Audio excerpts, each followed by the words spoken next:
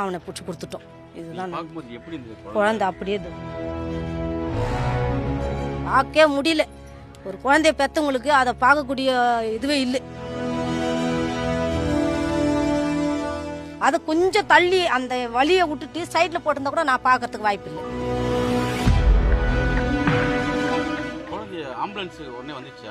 Ambulance எங்க வந்தது? ஆட்டோல தான் அனுப்பிச்சு விட்டோம் ஹாஸ்பிட்டலுக்கு. வரல.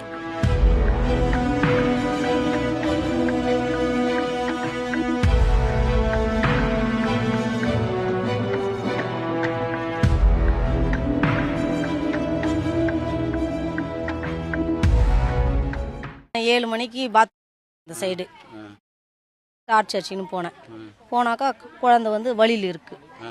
சரின்னா குழந்தை இருக்குது வழியில் அப்படின்னு சொல்லிட்டு நான் ஐயோ என்ன குழந்தைக்குது அப்படின்னு சொல்லிட்டு பார்த்தேன். நான் பயந்துட்டேன். சரி குழந்தை உயிரோடு இருக்குதா இல்லை எதனா சாவச்சு போட்டாங்களா என்னான்ட்டு நான் பயந்துட்டு பக்கத்தில் இருக்கிறவங்கள குரல் கொடுத்தேன். இங்கே வாங்கோ குழந்தை ஒன்று ஊந்து கிடக்குது அப்படின்னு குரல் கொடுத்தேன். அவங்க 4 பேர் ஓடியாந்து பார்த்தா கிட்டா போய் மூஞ்சி பார்க்கும்போது குழந்தை கண்ணை அப்படி திறந்து அப்படி மூச்சு உயிருக்குது தூக்குன்னு தூக்கின்னு வந்துட்டோம். தூக்கின்னு வந்து சேர் மேலே உட்கார வச்சு குழந்தைக்கு நான் கேட்டேன், ஹிந்தியில் கேட்டேன், கேம்மா மம்மிக்கு இதர் நான் கேட்டேன். குழந்தைக்கு நிலவரம் இல்லை, அது சொல்லக்கூடிய வயசு கூட இல்லை அதுக்கு. அதுக்கப்புறம் என்ன பண்ணேன், தூக்கின்னு வந்து சேர் மேலே உட்கார வச்சு தண்ணி கொடுப்பாட்டினேன். அரை வாட்டர் கான் தண்ணி குடிச்சிது. அப்போ குழந்தைக்கு வாயிலும் பிளட்டு வந்துக்கு நின்றுது. அதுக்கப்புறம் நான் என்ன சொன்னேன், இங்கே வச்சுருந்தா நமக்கு தெரியாது, அந்த குழந்தை யாருன்னு சொல்லவும் தெரியல, நம்ம தூக்கின்னு டேங்குக்கா போகலாம், வாட்டர் டேங்க்கா. அப்போ வந்து குழந்தை யாருதுன்னு தெரியும், எந்திக்கார் ஓடிடுவாங்க அப்படின்ட்டு நாங்களும் தூக்கின்னு 2 அடி வைக்கிறோம். இவங்க அம்மா ஒரு குழந்தை இடுப்பில் வச்சுக்கின்னு ஒரு 4 பேர் கூட ஓடிடுறாங்க. அதை வந்துங்கிறாங்க அவங்களுக்கு போலது குழந்தை அப்படின்னு நான் சொன்னேன். அப்போ அங்கே நின்றுந்தா அவங்க அம்மா வந்து குழந்தைய கையிலேருந்து வாங்கி சோல்டர் மேலே போட்டுக்கின்னு அதோட ஐதுக்குனே வந்துருச்சு. நான் அந்த அதிர்ச்சியில் அங்கேயும் கொஞ்ச நேரம் நின்றுட்டேன். நான் அதுக்கப்புறமேட்டு நான் ஒரு 1/4 ஹவர் கழிச்சு நான் வந்தேன். மூஞ்சி கிஞ்சி கழிக்கின்னு வந்தாக்கா இங்கே போட்டு அவனை அடிக்கிறாங்க. என்ன அடிக்கிறாங்க. யார் இவனா அப்படின்ட்டு நானும் அங்கேயே நின்றுன்னு பார்த்தேன். இவன் தானா? அவங்க அம்மா வந்து சொன்னாங்க, சாயந்தரமா 6 மணிக்கு குழந்தை இவனை கூட தான் விளையாடிக்கின்னு இருந்துதான், இவன் தான் பிஸ்கெட் கொடுத்து கூட்டு போனானா அப்படின்னு அவங்க அம்மா சொன்னாங்க அப்படின்னு அடிச்சிருந்தாங்க. அதுக்கப்புறம் உடனே போலீஸுக்கு ஃபோன் பண்ணி போலீஸை வர வச்சு அவனை பிடிச்சி கொடுத்துட்டோம். இதுதான் குழந்தை அப்படியே அப்படியே கவுந்தடிச்சு படுத்துன்னு இருந்தது சார். குழந்தை படுத்துன்னு இருக்கும்போது நிலவரம் அதுக்கு தெரில. நான் குழந்தை ஊந்துச்சுன்னு சத்தமாக கத்தனை பாரு. அப்போ தான் கண்ணை அப்படி திறந்து பார்த்துட்டு அப்படியே மூடிட்டு அப்படியே படுத்துச்சு. முக்குச்சு. அவள் தான் நான் தூக்கின்னு வந்துட்டேன். ரத்தம் வந்து நான் பார்த்தது வாயில் பார்த்தேன். ஃபஸ்ட்டு சேர் மேலே எத்தாந்து உட்கார வச்சு குழந்தைய தூக்கும்போது சேரில் பார்த்தேன். அப்போ தான் நான் சொல்லிட்டேன், குழந்தைய ஏதோ பண்ணி எத்தனை வந்து போட்டுக்கிறானுங்கோ அப்படின்னு நான் சொன்னேன். சேரில் நான் பார்த்துட்டு தான் சொன்னேன். அப்புறம் தூக்கின்னு வந்து வீட்டில் பார்த்து தான் குழந்தைய பார்க்க முடியாத கண்காட்சி சார். அது பார்க்கவே முடியல.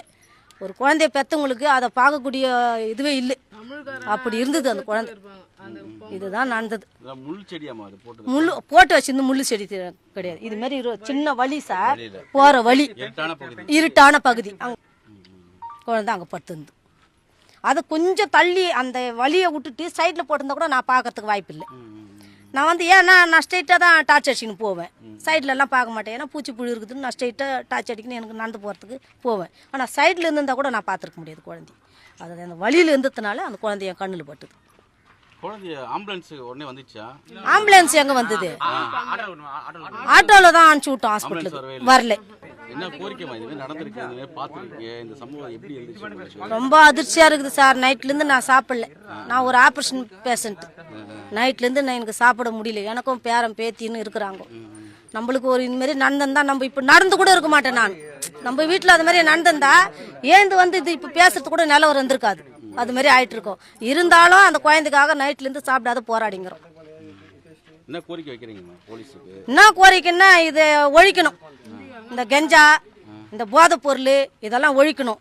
இனிமே வர ஜென்ரேஷன்ல குழந்தைங்க நல்லா வளரணும், சுதந்திரமா இருக்கணும். அதுக்கு வந்து எல்லாம் சேர்ந்து எங்களுக்கு ஒரு நடவடிக்கை எடுக்கணும், பாதுகாப்பு கொடுக்கணும். இந்திக்காரர் இருக்கணும் சார், அவங்க ஃபேமிலிங்க இருக்கிறாங்க, அதை பத்தி இல்லை அவங்களுக்கு. எங்களுக்கு என்னன்னா எங்க பிள்ளைங்க நாங்க வேலைக்கு போனாதான் பழுப்பு. ஏன்னா வேலைக்கு போனாதான் சாப்பிட முடியும். வீட்டுல இருந்தா சாப்பிட கொடுக்க ஆள் இல்லை. ஆனா இப்போ வந்து விலைவாசி அப்படி. வீட்டில் ஒரு ஹஸ்பண்ட் ஒய்ஃப் இருந்தால் அவங்க 2 பேரும் வேலைக்கு போனால் தான் அந்த குடும்பத்தை ரன் பண்ண முடியும். அந்த போதில் போயிடுறாங்க, குழந்தைங்களை விட்டுட்டு போகிறாங்க. அதுங்களுக்கு என்ன பாதுகாப்பு? யார் கொடுப்பா பாதுகாப்பு? அது வந்து நீங்கள் தான் அது பாதுகாப்பு பண்ணி எங்களுக்கு என்ன முறையோ பண்ணி குழந்தைங்க வெளியே வந்தால் கூட தெரியணும், இந்த வீட்டில் போதா அது அந்த வீட்டுக்கு போய்க்குது குழந்தை அப்படின்னு தெரியணும். அந்த அளவுக்கு எங்களுக்கு பாதுகாப்பு கொடுக்கணும் சார். இதுதான் காமில் பார்த்துக்கோ, அது எங்கள் வீடு. அந்த வீட்டு வந்து கஞ்சி அடிக்கிறாங்க, இது பண்ணுறாங்க. நேற்று கூட போலீஸ் எட்டுன்னு வந்தேன், கேரங்க சொன்னாங்க பீடி பிடிக்கிறாரு இன்னும் இது பண்ணுறாங்க. அதனால் இது சொன்னேன் சார் கஞ்சி அடின்னு சொல்கிறேன், பீடி தான் பிடிக்கிறாங்க இன்னும் சொல்கிறாரு அவர். அதனால சார் எங்களுக்கு தேவையில்ல. பசங்க இந்திக்காரன் குஷ்டி போடுதோ இந்த இடத்துல டேங்காண்டி இந்த இதில் ஜெட்டில் படுத்துறாங்க, எப்படி போடுறாங்க? அப்போ தமிழை பார்த்தா ஆட்சி நெப்பி எடுக்க மாட்டாங்களா? உடனே பிடிச்சி உடனே போலீஸ் சொன்னாங்க. குச்சாலும் சரி ஒரு நிமிஷம் இட்டுன்னு போகிறாங்க. அப்படின்னா அர்த்தம் என்ன கோரிக்கை தடுக்கணும் எல்லாத்தையும். என் கோரிக்கை வந்து கஞ்சா இந்த போக தேவையில்ல, எதுவுமே தேவையில்ல.